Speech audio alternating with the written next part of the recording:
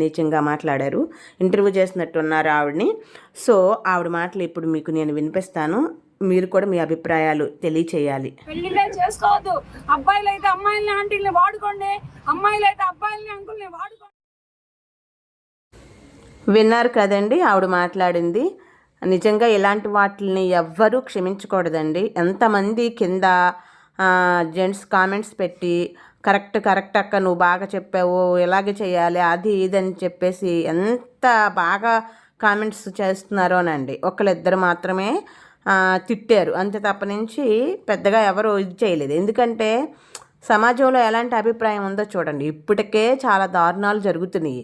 పెళ్ళంటే కేవలం సుఖపడడానికి చేసుకునేది, పెళ్ళి దానికే అని చెప్పేసి ఆవిడ అభిప్రాయం అన్నమాట. ఆవిడకి అంత వయసు వచ్చినా పెళ్ళంటే వివరం సరిగ్గా తెలిసినట్లేదు. అందుకని అలా పచ్చి పచ్చిగా పిచ్చి వాగుడు వాగుతుందన్నమాట. చొప్పు తీసుకుని కొట్టాలి.